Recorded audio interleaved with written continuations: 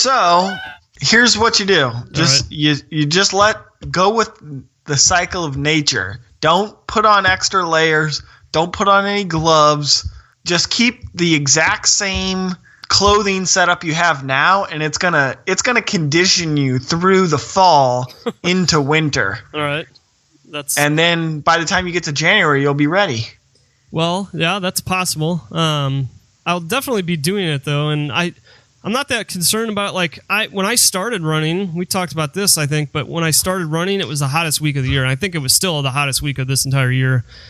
We were under a heat warning the whole week because heat indexes were between 105 and 115 or something, and the sun was just full blaring, no clouds. It was brutal, and that's when I started running after having not ran in years. There's not a physician on the planet that would advise this. No, it was realistically a terrible idea, but that's when I started. That's when I got used to when I first got into the habit. So I think a slow transition into fall and winter I can manage that. As long as you're outside every day doing it, so yeah. Just keep your thing going. Although there might be one component I might recommend taking out of the January run, which is dousing yourself with water. I will not do that. Oh, okay. But you get to add a new component, which is if it snows, you can roll around in that snow. Yeah, I don't know that I'm going to do that either, but I only started dousing myself with water because it was so freaking hot outside. In fact, for a while, the first couple of weeks it was so hot, I took 2 big-ass bottles of water. One of them was just for drinking, and the other one was just for pouring on my head, just to keep from dying. I got to say, to go back yet again to adult life in your 30s, you're working your ass off more likely than not, and you're tired. Yeah. Sure. Maybe that's the way it's always got to be. I don't know, but there's things you can do to cultivate. But I'll tell you, I never, it seems like one of the best things going for me personally is the workouts. Mm-hmm. And, sitting around doing jack shit makes you more tired. Oh, yeah, it's much worse. Why is it that going and running around a track or doing a heavy set of deadlifts, if you do a lot of volume in the weightlifting world, you will be tired. You'll go eat a lot and then you're going to take a 3-hour nap. Yeah. But if the volume's light, you're like bursting with energy. It's awesome. For sure. And you've said the same thing with that run. That's one of the big reasons you're such a fan of the run, because it gives you more energy than you came with, and you're getting a workout in, right? Yeah, it's a great separator from the work part of my day to the evening part of my day. We talked about that before. Instead of, there's many ways to deal with that, but instead of having a beer or doing whatever, the run's a great way to separate that. Mm-hmm. And yeah, it gives me more energy. I'm sure if I ran 12 miles like Dear Boy, I'd be tired as hell, and I probably wouldn't get much done that evening. But running, 6 laps is manageable, and I come home and I have more energy. I haven't been napping during the week, and I've been killing it. I've been running, losing weight, feeling good. I've still been getting the same amount of paintings done, and who can argue with the results? Well, if Dear Boy were here, I'm sure he would tell you that he doesn't feel tired after running 12. He probably doesn't. He's conditioned. It's been built up. Yeah. I am certainly not. I think if he did, I don't know that there's any way he could keep it going. Sure. If you're doing that at 5 a.m. and then you feel like you got to lay down and take a nap, people got to go to work. Yeah. That's the thing. So, but I think regardless of what it is that you're doing, there's something very special about the early morning hours, or if you're like me, the late evening hours. Sure. And I think it's because it's the time where we get some time to essentially be ourselves. The phone stops ringing. The nonsense hasn't either started yet or is coming to a close. Yeah. And then, we carve that time out and get to connect with what it is we want to do, hopefully. Yeah, for sure. But yeah, I was doing a little bit of meditating this morning, actually, before we did this podcast, and just 5 minutes, no big deal. where I essentially it's a standing meditation. So I didn't do anything other than stand with my eyes closed for 5 minutes. Sure. Which might seem like an incredibly strange thing to do, but it's not. Sure. In fact, our listeners, I recommend you try it right now. But after you're done with this incredible podcast, of course. Once you're done consuming this. But, it's the weekend here, and I had my windows open. There's so much stimulus going on. Yeah. Car drives by, kids are playing, a plane flies overhead, somebody's smoke alarm is going off. This is the loudest 5 minutes of my life. And it was irksome, but I just let it be instead of trying to control everything. But the point of all this is actually that, our life in general, I think there's a lot of stimulus coming at us all the time. Yeah, for sure. The internal voice that we all have, it's a faint whisper. That's if most people can even hear it, and carving out blocks of time for yourself to hear that, and I've kind of talked about this before, everybody has advice on everything all the time. Here's what you should do, ... Yep. And I've been kind of enjoying getting away from that. Yeah. And, that's great. So-and-so said this. Okay. Internet expert B said this. Mm-hmm. And, I've kind of enjoyed just kind of tuning that out and following your own intuition. I mean, it seems it shouldn't really be that foreign of a concept, but if I'm struggling with this, I would say most people are. It's been nice to kind of get back to it. Yeah, I'm sure. But it's, it's faint. Yeah. And I think a lot of it just comes from like sources, entertainment. You can read so many blogs, you can read so many articles from various sources, watch videos about every subject under the sun, and that's stimulating. But in a way that you might think sitting and doing nothing is not. But I don't know that I agree necessarily. I don't know. What do you think? Well, I agree. I mean, there's something to be said that I don't know. I don't think most people are comfortable with themselves, honestly. I think we can both say that we probably don't know what most people. True. I guess, are we most people? Maybe. No. We could be. How the hell will we know? Because we have some inkling of what general society is like, and we know that we are not, within that really. Well, as far as I know, we function in society. We have jobs. We pay taxes. We do all the sorts of things, but we also do. I'm comfortable giving up both of those, by the way. Yeah, sure. We also do things differently, and we're not afraid to do things differently, and we're not afraid to listen to ourselves and our bodies and do what we want to do, regardless of whether it's normal or whatever. I mean, I sleep on the floor, for God's sakes. Oh man, yeah, that's I have had some great night sleeps on the floor, but I can't do it day in and day out. Yeah. Well, you've advocated on several occasions. You say your back feels a lot better, and I have no doubt that it does. For sure.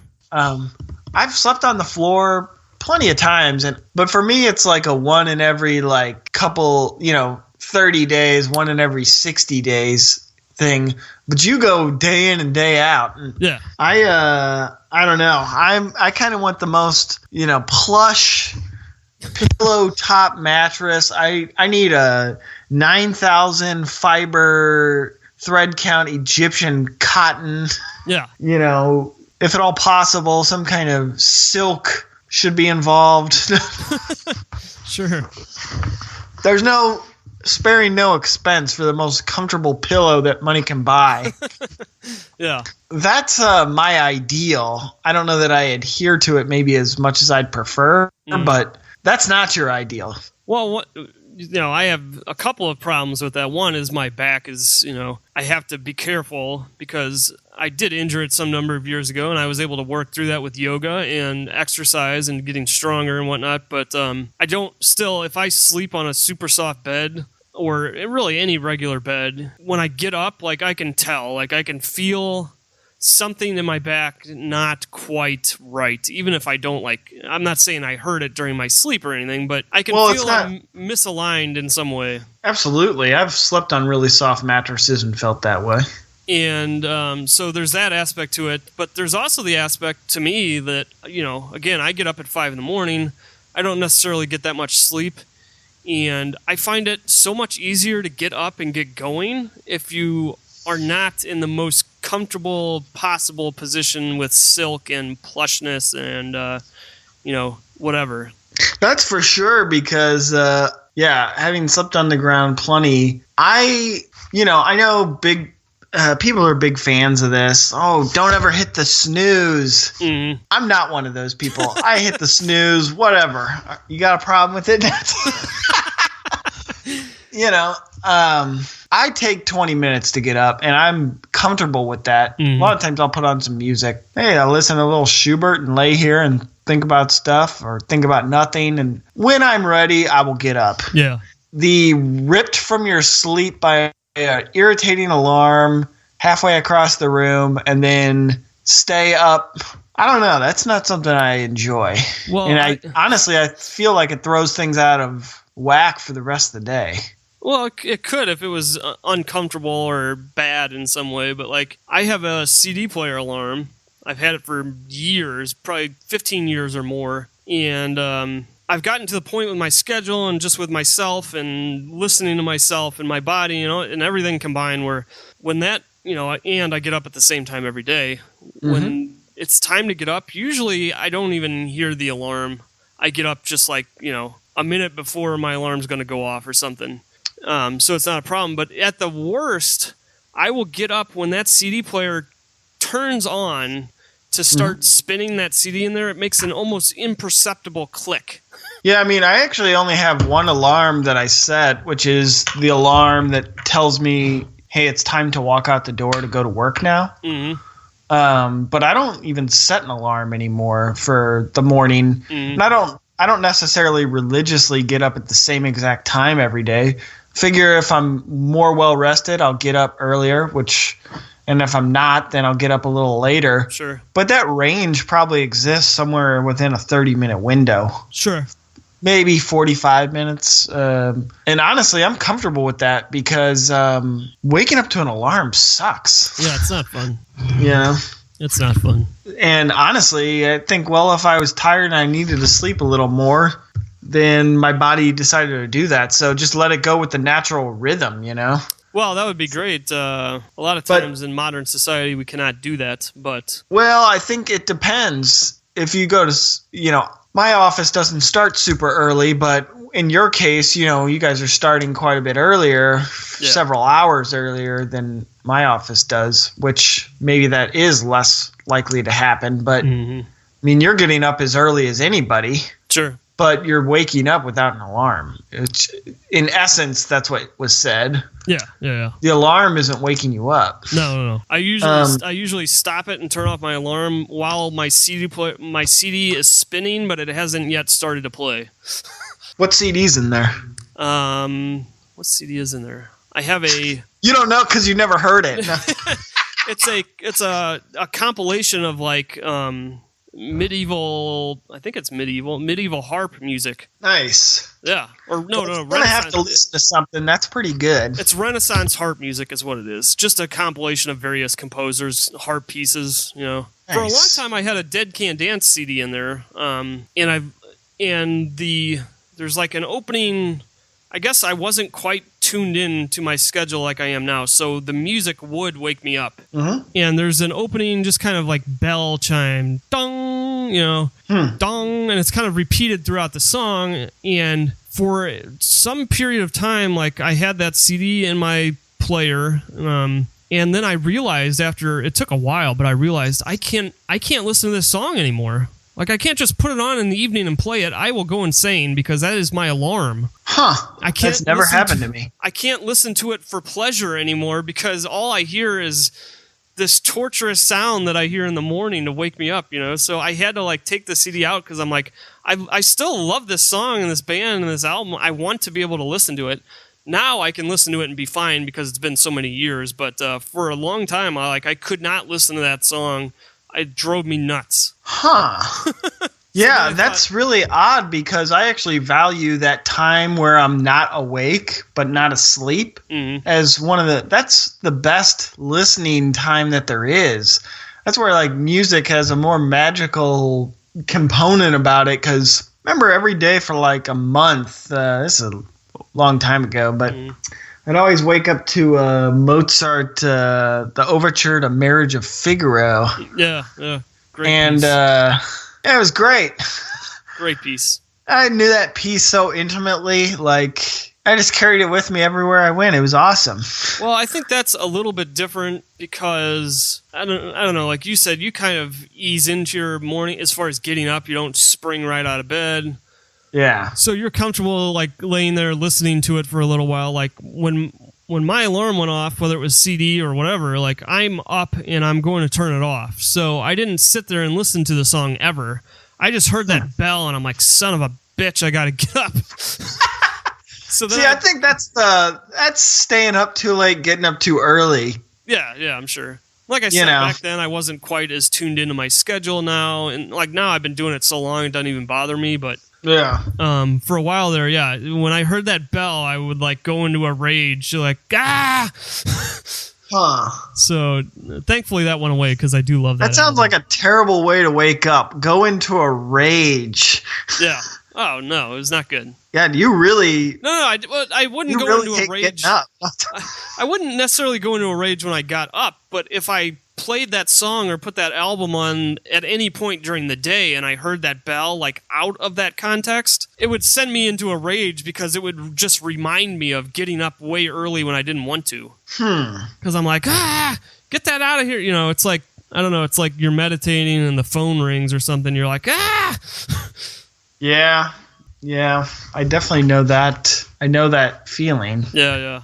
Or if you're listening to something quiet and soft on YouTube, you got your headphones on, and then suddenly those dicks put like an ad in the middle of the video, and all of a sudden, like unforgivable. Yeah, you're just plunged out of this, deep zone you're at, and then just somebody's yelling or some, terrible sound is going on because an ad starts up. Rest assured, we're never going to do that in the middle of this podcast. Absolutely not. When Small Town Brewery and whoever else decides to start sponsoring us, we will tell you how great their beer is and, sing their accolades at the beginning of the episode or at the very end, and that will be the end of that. You know what's interesting is like people who do advertising for products that they don't actually use or believe in. Yeah, for sure.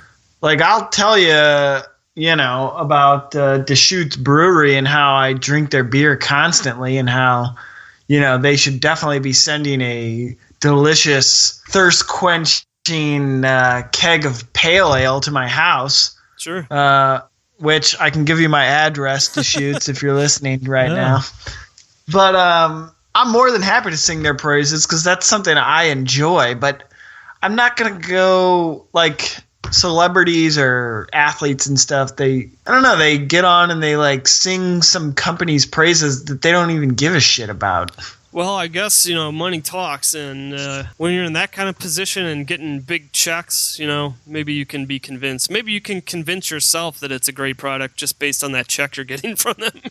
I don't know that I would go that route, but I guess I don't know how much the amount of the check is either. I would definitely go that route. I would love to be able to say that I wouldn't, and that I'm a principled man, and that I'm an ethical man, and I wouldn't promote something I didn't believe in. But if a very large check was presented in front of me, I would do all kinds of things, against my moral logic.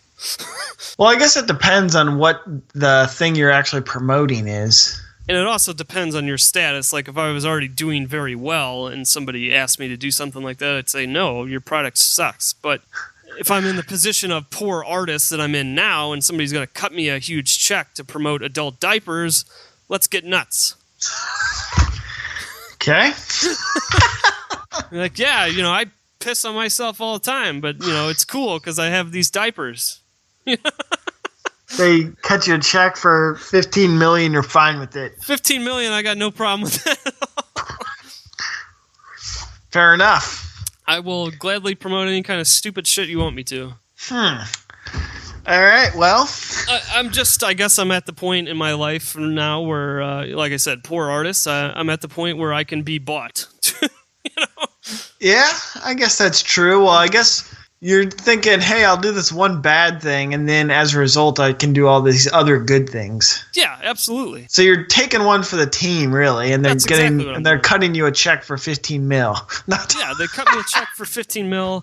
I act like I have some kind of bladder problem and need adult diapers, and as a result of just doing that for a small amount of time, we set up a awesome podcast studio. We could do it in studio with a great camera and professional audio setup and all this stuff. And I just got to say, as soon as somebody cuts me a check for $15 million, this podcast is over. No, absolutely no. That's when the podcast gets really good. I don't know.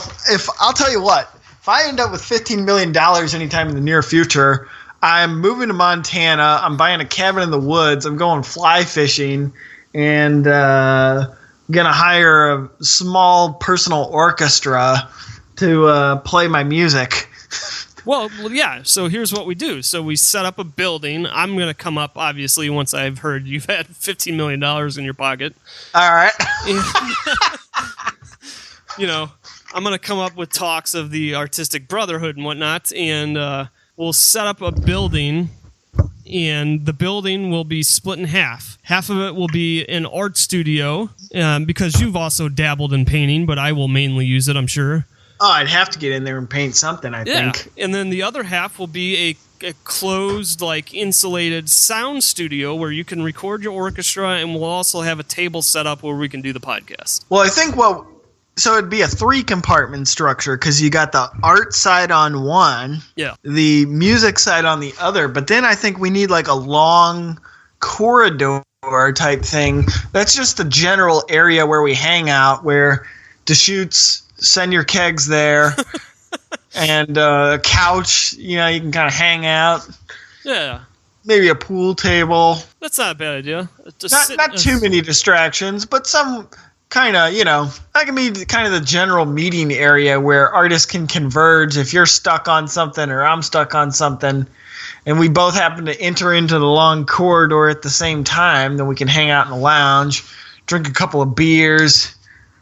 Yeah, a little sitting lounge, day room type thing. Maybe probably going to need some kind of a fireplace, I would imagine. A fireplace, get some books in there, We'll keep some kind of Tolkien scholar on retainer. He just hangs out there. That's his life. Hey, you just hang out in this room. We might want to talk with you. just an old guy in there to talk to us when we felt like it? Yeah, he's just sitting there in a rocking chair near the fire waiting for one of us to show up. Tweed suit, and you're like, so I got this problem, and then he gives us some brilliant life advice, Pulled from the works of J.R. Tolkien. Yeah. That's a great idea. Yeah, I don't know. I just imagine we're gonna want somebody like that around. Seems reasonable. I mean, the guy's got a tweed suit on. We can listen to this guy. No, I can trust a guy in a tweed suit. It's true.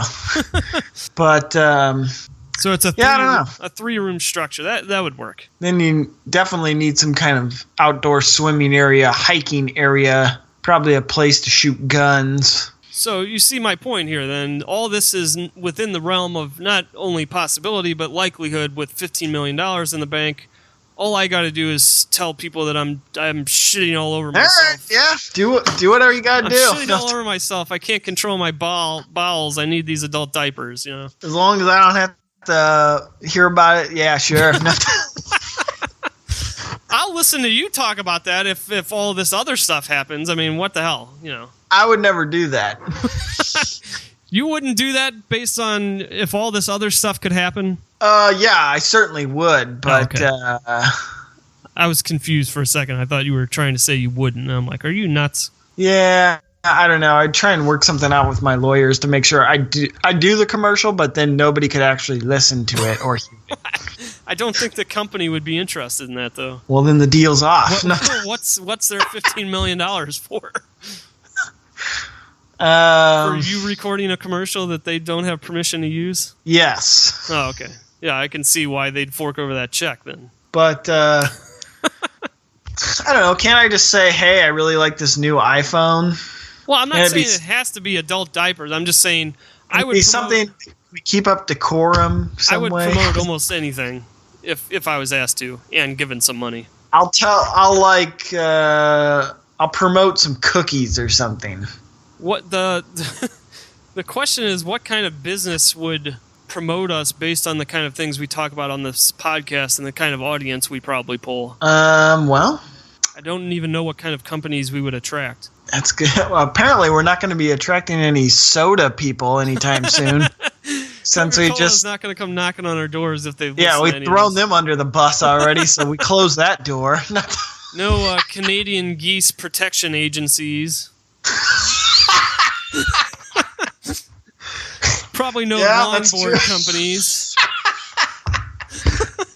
Well, I don't know. We're cutting it down, but maybe that's a good thing. I'd like to get sponsored by some company rendering duck fat. Sure. Duck fat, free beer, but these aren't going to build this artistic structure. Probably not. But as we've kind of both discussed, if I got $15 million tomorrow, my life would be drastically different. Yeah. I'd blow it all, but you wouldn't. No, not at all. See, I would be somewhere else. Like I would move out of my condo and get a piece of property and do that whole thing. Just have some land and whatever. You're gonna need a country homestead, that's for sure. Yeah, but my day-to-day life would probably be almost exactly the same. I don't think. Are you gonna raise animals on this homestead? Oh, I'm gonna have chickens. What about pigs? I want fresh eggs. I don't know that I'm willing to deal with a pig. Maybe I could hire a farmer. Hey, they're very pleasant folks to deal with. I don't know that me personally I would want to be messing with pigs. Chickens I could handle, I don't know. I think pigs are pretty pleasant. I mean, they stink. They're dirty, but fair amount of work. But what am I going to do? Kill this pig when I want to eat? That's exactly what you're going to do. Well, I'm comfortable hunting. I would go shoot a wild pig. That wouldn't bother me, but I think pigs that I have to care for and then offing them to eat them, I don't know. Obviously I'd do it if I had to, but I don't know. There's something different about going hunting, taking a creature from nature. Like that I'm totally okay with. Go outside, shoot a deer, fine, but if you have the deer that depends on you and you have to care for it and you're feeding it and stuff and then you have to kill it, it feels different to me. Yeah, I'm sure that it is, but I don't know. I would say that you gain a greater appreciation for the animal's life and that it's dying so that you can eat it. It's actually a pretty powerful experience. I can see that. Which you're totally disconnected from if you just go buy something in the local aisle of the grocery store, sure, wrapped in plastic, Sure. So, I mean, I won't say it's my favorite day of the year, but it does happen. Yeah. And I mean, I think ultimately you just get a greater appreciation I could see that. For that kind of thing. So, but all right, so no pigs on the homestead, at least not on your side. I'll have a dog or two running around, maybe an outdoor cat to make sure that no rodents get in. You need a small army of dogs, I would say. And I'll have one dog? No, you need 20 dogs. I don't want 20 dogs. I'd like one dog, and then I'll get some chickens. That's enough for me. I don't want to devote too much time and energy into taking care of animals all day because I got other stuff I want to do too. If I just decided to be a farmer and run a farm, that's awesome, but that's not what I want to. I'm an artist. I got stuff to do that requires a lot of time alone. Yeah, I suppose that's true. So I don't want to overfill my life with animals that are dependent on me, Yeah, I definitely have to be a part-time farmer, full-time artist, full-time fly fisherman, full-time. Yeah, I don't know. I'd be busy. That's for sure. I think you've already added too much to your plate here. Yeah, I know. That's the way I like to do it.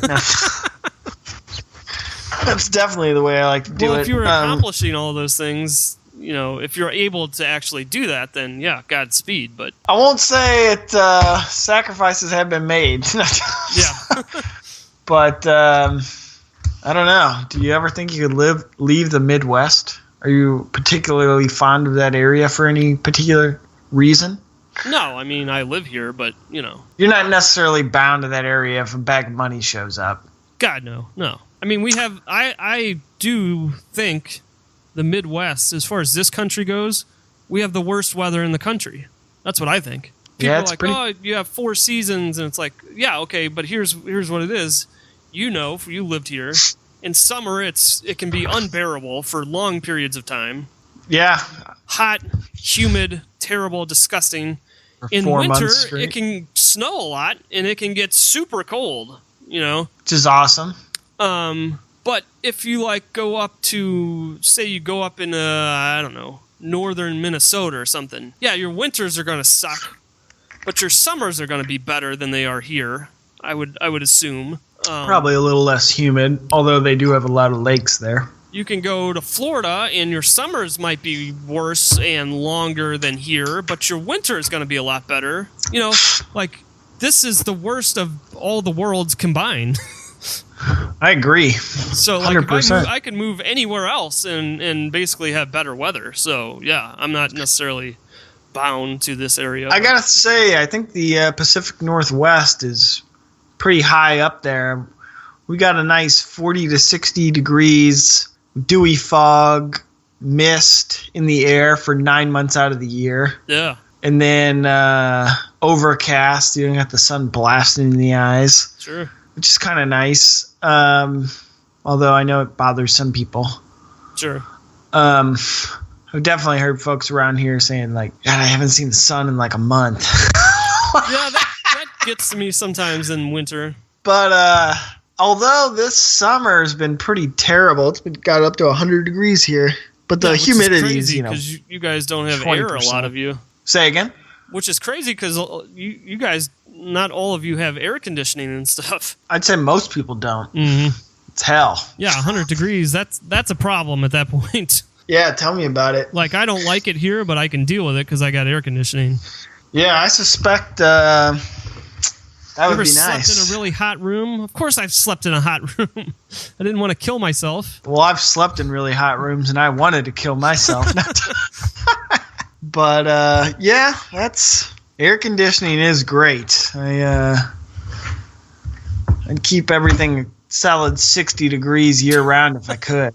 I think that's what Kevin does. I think Kevin says his house has never hit 70. That's awesome. I'm like, that's ridiculous. Because my house in the summer is like 78 or so. Yeah, you keep your house very warm, I would say. Yeah. You and Leon would get along very well. Oh, man, that's funny. But, well, what do you think? Yeah, man. We've officially bottomed out. Dead air. I think this podcast is reaching a conclusion.